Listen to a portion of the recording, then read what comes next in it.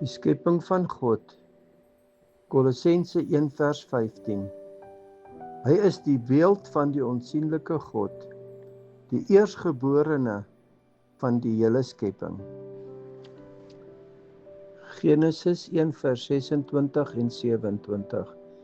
En God het gesê, laat ons mense maak na ons beeld, na ons gelykenis, en laat hulle heers oor die visse van die see, die voëls van die hemel, en die vee oor die hele aarde, en oor al die diere wat op die aarde kruip. En God het die mens geskape na sy beeld. Na die beeld van God het hy hom geskape. Man en vrou het hy hulle geskape. God het soveel vertroue in die mens gehad wat hy geskape het, en hy het aangestel om te heers oor die hele skepping. Genesis 6 vers 5 tot 9 en vers 12. Toe die Here sien dat die boosheid van die mens op die aarde groot was, en al die versinsels wat hy in sy hart bedink, altyd deur maar net sleg was, het hy die Here berou dat hy die mens op die aarde gemaak het, en daar was smart in sy hart.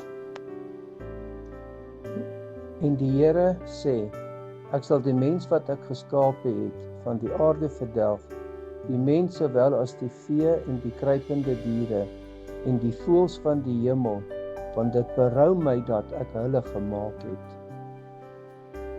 Maar Noag het genade gevind in die oë van die Here.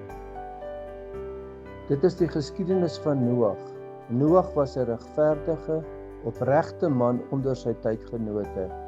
Noag het met God gewandel. Toe sien God die aarde aan, en dit was verdorwe, want alle vlees het sy wandel op die aarde verderwe. Die Here het baie berou gehad en was teleurgesteld oor die mens se boosheid. Maar die Here het vir Noag en sy familie gespaar, en guns bewys wat Noag het God opreg gedien.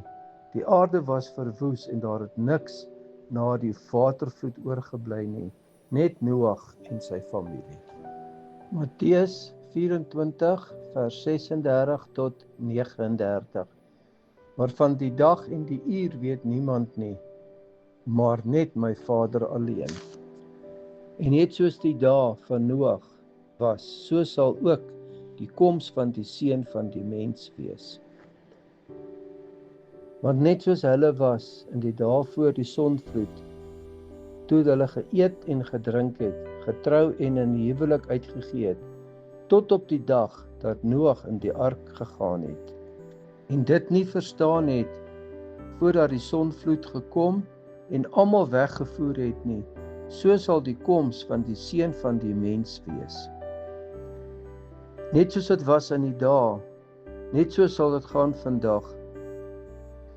Die wêreld is in 'n chaos en die mens leef of daar nie 'n God is nie, en toon geen respek aan die Godheid nie. Die Here is so getrou en het ons almal nog 'n kans gegee om by God uit te kom.